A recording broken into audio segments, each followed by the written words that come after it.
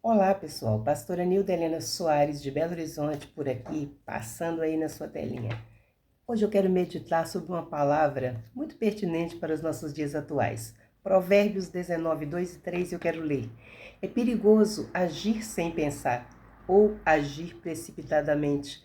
Quem se apressa erra o caminho.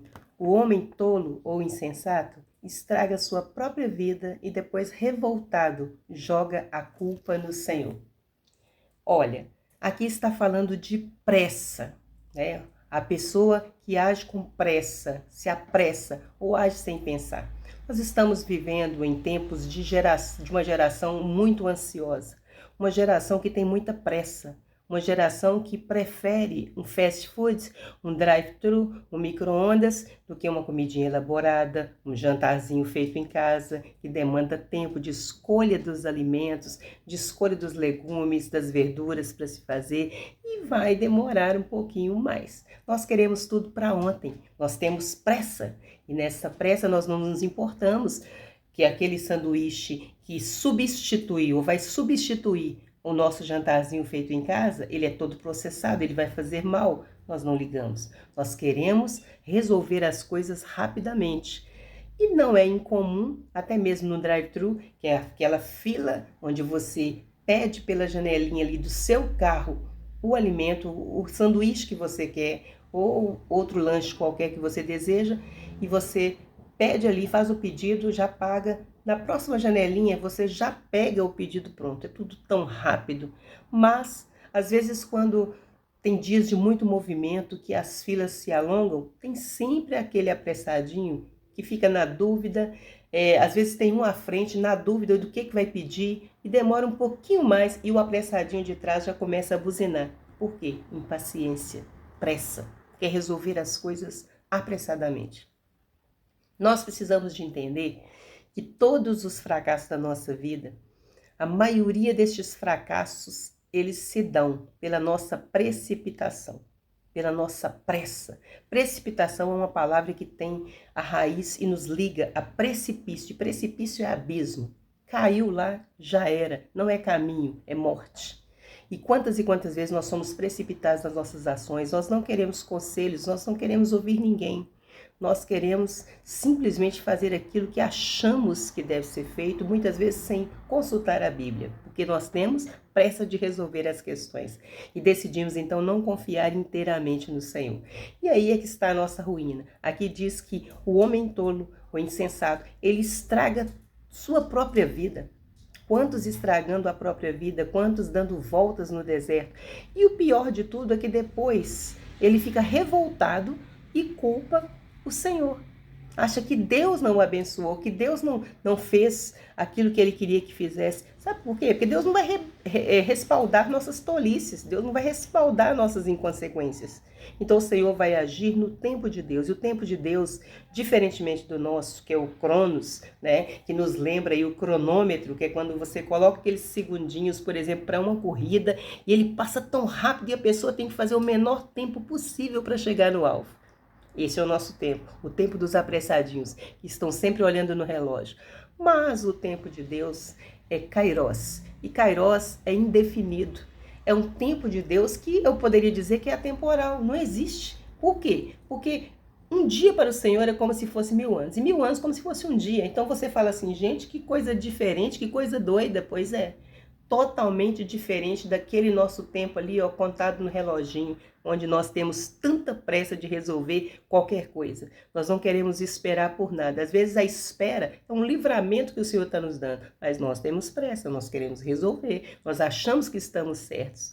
A maioria das coisas ruins que acontecem na nossa vida se dão por causa da nossa precipitação. Vamos cair no buraco e depois vamos culpar Deus.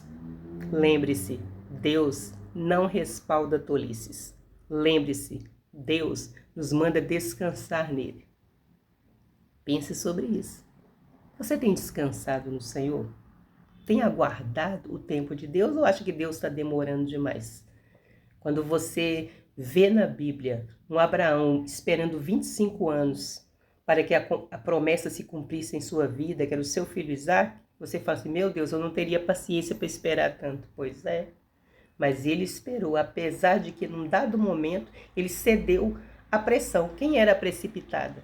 Quem era ansiosa? Sara, sua esposa. Ela estava vendo o tempo passando e ela não engravidava e ela quis dar um jeitinho. Ela quis dar sua serva Agar para dormir com Abraão, para conceber e ter um filho que ela chamaria de seu. E aí veio quem? Ismael, que trouxe grandes problemas para a vida daquele casal, porque a promessa era Isaac e deveria ser esperado com paciência. Ainda bem que Abraão, pai da fé, teve depois a possibilidade de se retratar perante o Senhor, de fazer o que era certo. Quando o Senhor pediu seu filho Isaac, como ali um teste para ele de fidelidade, ele não titubeou. Ele simplesmente obedeceu, saiu ali disposto em seu coração a entregar o seu filho, sem contar para Sara o que ele ia fazer, porque senão provavelmente seria dissuadido. Nós não podemos ceder a nenhum tipo de chantagem, a nenhum tipo de pressão. Atos dos Apóstolos, os discípulos estavam ali à frente do Sinédrio, sendo proibidos de pregar o Evangelho. E o que eles disseram?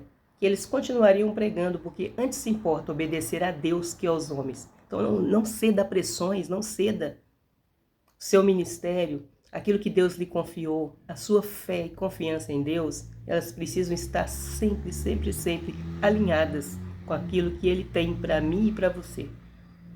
Pense sobre isso, não se precipite, não fique desesperado. Deus nunca se atrasa. Em contrapartida também na Bíblia, nós já vemos pessoas que esperaram com muita paciência, como Davi. Davi foi ungido rei ainda na sua juventude. Estimula-se que era mais ou menos aos 15 anos de idade. E, no entanto, aquele menino esperou com paciência. O tempo foi passando, tantas coisas aconteceram. Você não vê ele pleiteando o trono. Ele dizendo, Deus, não é possível que Samuel me ungiu há tanto tempo e até hoje nada aconteceu comigo. Será que Samuel não é um profeta do Senhor? Será que foi tudo um engano? Porque, afinal de contas, 15 anos se passaram. Ele só recebeu a oportunidade, após aquela unção que Samuel fez, aquela escolha de Deus, de assumir o trono aos 30 anos de idade. Você teria paciência para esperar? Provavelmente não, né? Porque nós somos muito apressados. Nós estamos o tempo todo olhando no relógio. E o que dizer de José, que foi vendido pelos seus irmãos mais ou menos com 17 anos, e ele passou 13 anos como escravo. Nesse período, ele ainda foi acusado de assédio e foi parar numa prisão injustamente, onde ficou ali por mais de 2 anos. Por que eu digo por mais de 2 anos? Porque a Bíblia diz que após ele contar ali o sonho para o padeiro, para o copeiro, e o padeiro ser morto e o copeiro ser restituído ao seu posto, ele pediu o copeiro, lembra-te de mim, junto ao faraó. Lembra-te de mim, mas o copeiro lembrou? Não. O copeiro esqueceu completamente de José. E a Bíblia diz que passados mais ou menos 2 anos, né, o faraó teve um sonho. E foi só quando ele teve o sonho, que ninguém conseguiu interpretar, é que o copeiro se lembrou de José. Então, 2 anos, 2 anos e pouquinho, talvez 2 anos e 5 meses, 7, enfim, não importa. Mas foram mais de 2 anos ali, dentro de uma prisão, onde você não vê ele murmurando, ele reclamando, ele jogando a culpa em Deus. Você vê ele servindo como de costume. Ele servia Potifar como de costume, mesmo sendo assediado. E ele fazia tudo com tanta excelência que ele estava sendo reconhecido cada vez mais. E quando ele foi parar numa prisão, ele parou com a sua excelência? Ele se revoltou com Deus? Não. Ele continuou fazendo ali coisas, trabalhos, serviços ali naquela prisão, ao ponto de ser reconhecido. Ele agora ficou responsável ali pelo cárcere e pelos prisioneiros. Por quê? Fidelidade. Fazendo o que precisa fazer como de costume, independente da situação. É assim que devemos ser. Ele passou ali preso, não reclamou, você não vê ele culpando a Deus, falando, Deus, eu sou teu servo, sou teu filho, o que é que eu estou fazendo aqui? Por que essa injustiça tem que acontecer comigo? Isso aí é uma fala bem nossa, né? Nós somos assim os reis da autocomiseração. Tudo acontece comigo. Por que essas coisas tão ruins acontecem comigo? Nós tendemos a fazer isso. Nós sempre maximizamos demais as coisas que acontecem conosco. Nós não perguntamos ao Senhor. E o Senhor nos diz, esperei com paciência. Outra coisa que o Senhor nos diz também na sua palavra, que o Senhor renova as nossas forças. Ele dá forças ao cansado e ele renova as suas forças. Bom, vamos lá.